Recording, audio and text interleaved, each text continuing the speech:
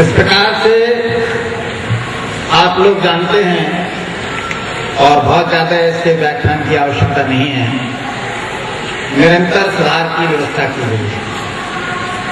ऐसे परिवर्तन जो बैंक को लाभ में ला सके और ऐसी वस्तुएं जो ऑब्सोलीट हो चुकी हैं उनको हटाया जाए और प्रगतिशील बैंक के रूप में हम इसको स्थापित कर सकें।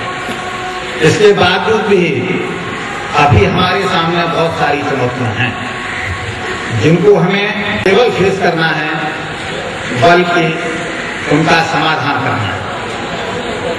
यदि हम स्वयं ठीक हो जाएं तो बैंक ठीक हो जाए और इसी तरह यदि सब ठीक हो जाएं तो देश अपने आप ठीक हो जाए। जिस तरह से भ्रष्टाचार के ऊपर तमाम जगह चर्चा हो रही है, हम भी उससे वंचित नहीं हैं।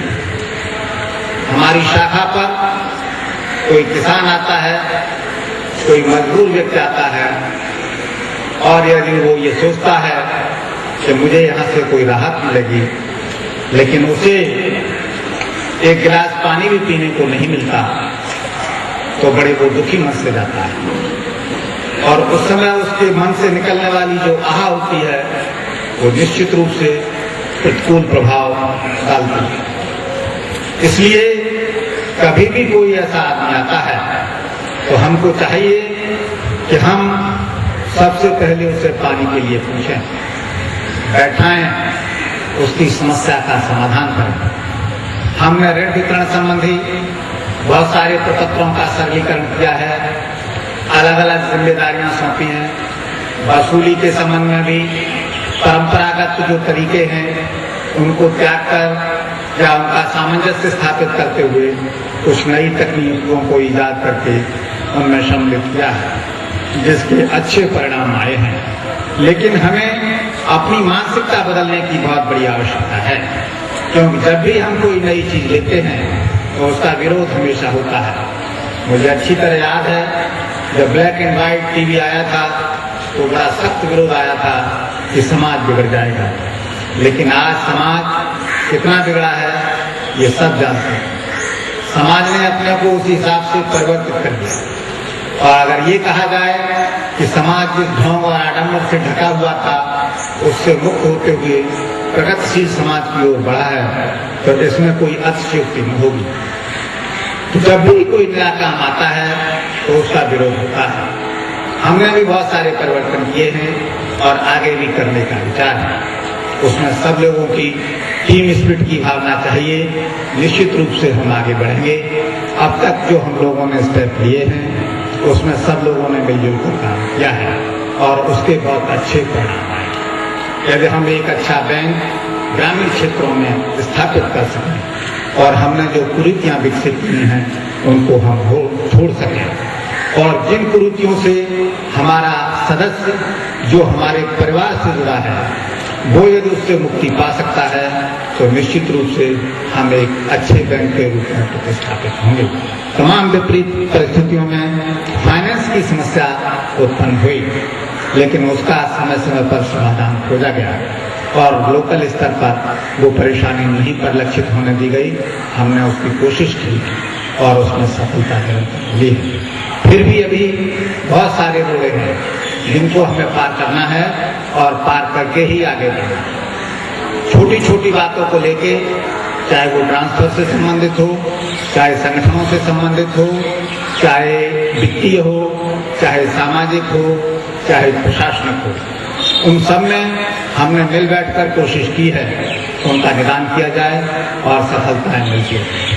मैं आज फिर आप सबसे इस मंच से अनुरोध करता हूँ, यदि हम इसी भावना से आगे बढ़े तो निश्चित रूप से हम प्रगति की उन ऊंचाइयों पर पहुंचेंगे जिनकी कल्पना हमने नहीं की है और जो कल्पना में है उनसे ऊपर निकल के दिखाएंगे। ये मेरा पूरा आश्वासन है और ये आश्वासन सिर्फ आप केवल पर ही नहीं, मुझे सुदूर ग्रामीण अंचल में जो हमारी शाखा है उस पर चतुर्थ श्रेणी से लेकर प्रथम है जब स्वयं का निर्माण करें, हम सच्चरित्र बने, उच्च चरित्रवान बने और उन आदर्शों का पालन करें जिन आदर्शों से बैंक की, समाज की, देश की प्रगति हो सकती है।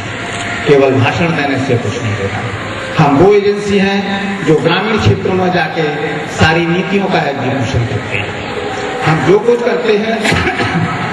कुछ करते हैं तो सभी जगह परिलक्षित होता है। आप अगर ये सोचें कि मेरी कोई बात किसी को पता नहीं है तो हम गलत फहमी में हैं। हमारी हर बात श्रेणी तक के सभी कर्मचारियों, अधिकारियों से लेकर आप मेरी टीम है, आप मेरे हाथ पैर हैं। मैं केवल आपको गाइड करता हूं और गाइड कर भी मैं आपसे सजेशन लेकर आता हूं। अगर हम कोई ऐसा काम करते हैं जिससे हमारी संस्था 4 पैसे अर्न करती है और उसका लाभ आम जनता को मिलता है, आपको मिलता है, तो निश्चित रूप से हमें खुशी होती है और हम अपने लक्ष्य की ओर बढ़ते हैं। इसलिए मेरा आपसे फिर एक बार यह अनुरोध है कि हम राष्ट्र निर्माण में तभी सहयोग कर सकते हैं किसी को पता है, और हमें इसे बताने में प्रसन्नता होनी चाहिए कि हमने ये अच्छा काम किया है और अगर ये खराब है तो हम इसको ठीक करने का प्रयास करेंगे। कोई हमारी कमी को बताता है तो हमें उसे सुधारने का प्रयास करना चाहिए, न कि उसे बुरा मान करके झगड़े झंझट की कोई चलाई जाए। और जो सच है उसे हमें स्वीकार लेना चाहिए। महानता इसी में होती है। हमारे राष्ट्र नेता शुरू से लेकर अब तक इन बातों पर विशेष ध्यान देते रहे हैं। बहुत सारी मजबूरियां होती हैं। जो मजबूरियां राष्ट्र के सामने हैं वो मजबूरियां देश के प्रत्येक नागरिक के सामने हैं। और देश का नागरिक यदि अपनी समस्याओं का समाधान कर लेगा तो राष्ट्र की समस्याओं का स्वतः समाधान होगा। मैं बहुत लंबी बात न कह करके कि हमारा बैंक नहीं है, हमारा परिवार है, इसको किसी भी प्रकार की क्षति हमारी व्यक्तिगत क्षति होगी। अगर हम ऐसा मान लेंगे तो निश्चित रूप से कभी बैंक घाटे में नहीं जाएगा, कभी आपका नुकसान नहीं होगा। एक बार फिर आपका नुकसान नहीं होगा।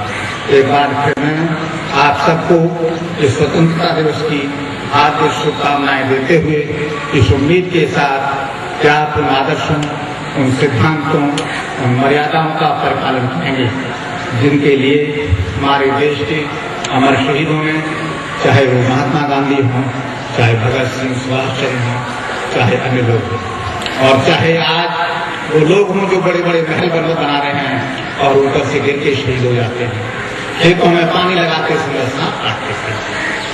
आज बड़ी भयावह स्थिति है कि लोग बाढ़ में बह रहे हैं। हम 64 साल के लंबे इतिहास में आज तक बाढ़ का समाधान नहीं छोड़ पाए। ये भी एक दुर्भाग्य की बात है।